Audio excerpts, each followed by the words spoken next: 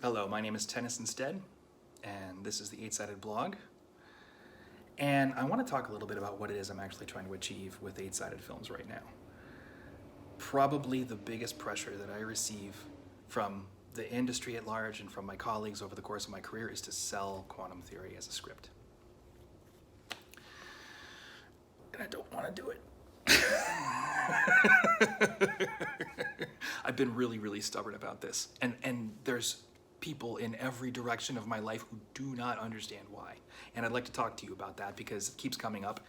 And it came up this week, and we're going to talk about it. In the second new and improved Eight-Sided Blog, we talked a bit about how your success in this industry boils down to your strength in your craft and your strength in your community. And the biggest problem with Hollywood, in my opinion, and this is, galaxy brain thinking stuff, but the biggest problem that we have right now is that our finance models in Hollywood do not rely on those things in order to be successful. In order to find larger and larger amounts of money and more stable sources of money to make movies with, we have sort of worked the risk out of the filmmaking process, which a lot of creative people complain about because, of course, they want to do crazy things. That's not what I'm talking about, okay? I'm talking about financial risk. I'm talking about the problem of what can go wrong with an investment that makes it possible for you to lose your money. If a film investment hinges on having strength in craft and strength in community, then what happens if those two things aren't there? You lose your money, right? That's a very simplistic way of breaking down film investments, but it's not altogether wrong. It's certainly not something I want to be legally bound to, so please don't run off and make a whole bunch of investment decisions based on what I'm saying here, okay? Certainly don't sue me if that's what you decide to do. That's on you. What a bank needs is actual security in the investment. They need that investment to know that it's going to be profitable to X degree in order for them to hand the money over, because they're expecting not just a return on investment, they're expecting a loan to be paid back. Fundamentally, it's not an investment, okay?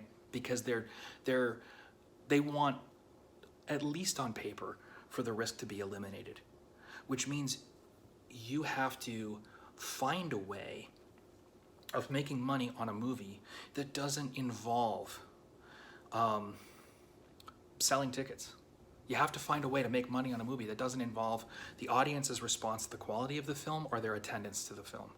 And we've done that using first the pre-sales market, and this is a whole conversation probably for a later time, but when you talk about soft monies of any kind, you talk about the pre-sales market, you talk about tax incentives, you talk about money from China, you talk about all these sources of capital, what you're really talking about is the promise that someone is going to give you X number of dollars in exchange for Y, okay? And what is Y? In the case of the pre-sales market, it's a print of the film or a digital print of the film or whatever. It's a deliverable. You finish the film, you shoot it, you hand it over, and they owe you the licensing money. And they pay you the licensing money to distribute that film in whatever territory, whether it's Canada, whether it's someplace in Europe or whatever, right? It's a film company. They're going to screen the film. They're paying you for the right to do that.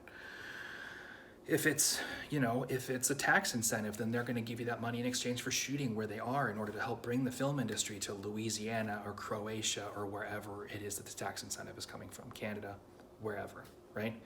If it's some other kind of soft money, what are they asking for? It's inevitably not going to be ticket sales. It's going to be something tangible, and that's what the bank wants, okay? So what we've done is over the course of the last 30 years, structured all these different ways of building film budgets out of those tools, those financial tools, those banking tools. Which means if you hand over those things, those extremely tangible, measurable things, you are supposed to get your money back. And if you don't, you can turn around and say it's not your fault, and you can declare bankruptcy, and you're not to blame at that point. That's just the cost of doing business. And as a result, a huge number of the films that have gotten made over the course of the last 30 years, really since the pre-sales market became a thing in the 90s, haven't had anything to do with the strength of the craft behind the films or the strength of the community supporting them. Consequently, those are not the things people are teaching.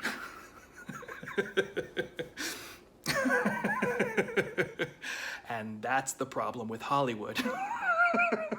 We need to recreate the tools of making show business a sustainable industry.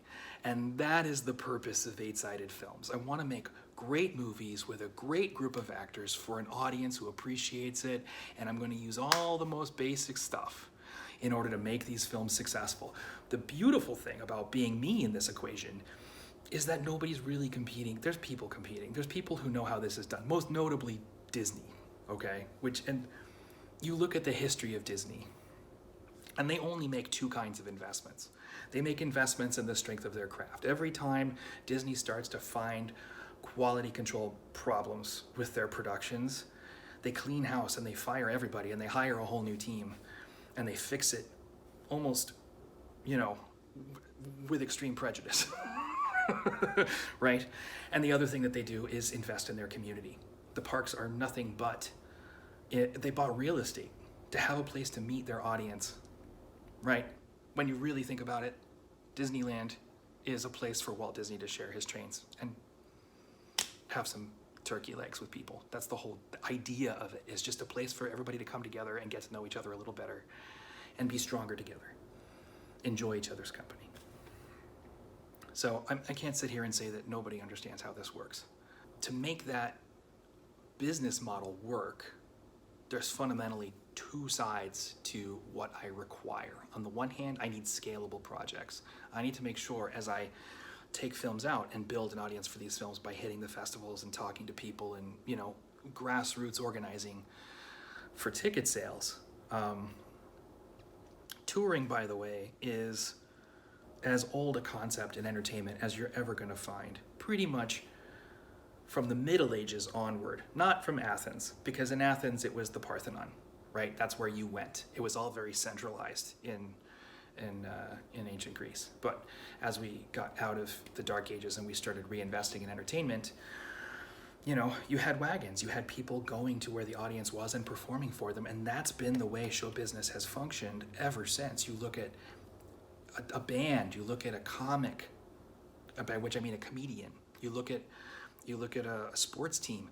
They don't stay in one city. They go from place to place to place to place to place, and then they come back and they find their people all around, and they make it a point to spend a little extra time in those places where they're most welcome and where people have the best experience with them. They communicate, pick any athlete, and there's three kinds of pictures they have on their feed. Pictures of them practicing, working on their craft, right? Pictures of them playing games, and pictures of them in the hospital playing with the kids who couldn't make it to the game.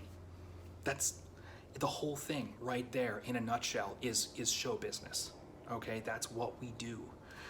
And I need projects that are small enough and contained enough that I can take them around, build an audience in this way, open them in theaters, and expect to make money because the budget is low enough that my financial goals are reasonable. And at the same time, I need the budget to be high enough so that I can hire people that are going to help me with this process and pay everybody what they need to be paid right up front to make this sustainable for them and to take care of the people around me.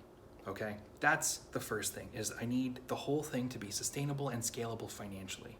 Okay, so Quantum Theory is the right film to start this with, in part because it's not too expensive. And at the same time, it gives me the opportunity to take care of the people who are actually helping me do this. That's a really big first thing. The other thing that I need, and this has been a problem all the way along, is the authority to make sure that these practices are maintained. I need to make sure that I have the authority to hammer down the craft and the community of this film at the expense of all other considerations. And in an industry where people aren't keen on these ideas as sort of the financial pillars of what we do, where a lot of people don't even understand the need for them, that's a hard sell. The beautiful thing about this process is that it relies on the business models that made entertainment successful up until this point. So everything's already been battle tested for us over hundreds and even in some cases thousands of years. And the company's model puts us in a position where the success of one film dovetails very nicely into the success of the second film. Once we've been touring with Quantum Theory, people at the festivals know who we are. It's gonna be very easy for us to come out with the next project, Man and Machine, and the subsequent project, and the subsequent project. And after a certain point, people are gonna expect us to be in their lives. They're gonna expect us to be there for them. And they're gonna come and support the films that we make after a certain point, just because it's us. And that's where we can start piling on the budget. That's where people start, kind of sharing the news that we're coming to town, or sharing the news that there's a new film coming out. And, that's how we make the leap from Quantum Theory and Man and Machine, which are $1 million features, into $10 million features and $20 million features. And if you look at how albums work, if you look at how repertory theater works, there's even a structure already in place for scaling that production up. Artists, entertainers have been doing it for centuries. It's not new. None of it is new. And that, to me, is the biggest support system, because coming at this from a classical theater background, it's already been hammered into my head, and I know how to get it out of the heads of my actors and the other people who come from that same background. Part of the reason why I love working with classically trained actors is because it's very easy for me to get them to do what I need them to, because they know it, because it's been beaten into them. Bringing those tools back to Hollywood and making our projects sustainable creates a blueprint for other independent filmmakers, for actors who have that classical training and who can see very transparently what it is that we're doing and understand intuitively why it works. It puts the tools back in the hands of the content creators themselves, as long as they're willing to go out there and do the work of building the audience. And that, for me, is hugely empowering, and it creates a much, much brighter future for Hollywood. And on top of that, going back to the very beginning, I get to make movies that I think are amazing, with people that I think are amazing, for audience members who found us and stayed with us because they get what we're doing and they get why it's cool, and they on some level they need it. They need the stories that we're telling, and it's a lot of work, but it's a good life. And that, I think, is where we sign this blog off. Thank you very much for watching. If you like what you're getting from these 8-sided blogs, please click the thumbs up. Please make sure and click the subscribe button. Click the little bell so you get your alerts, when there's a new video coming. And I will see you next week. Take care.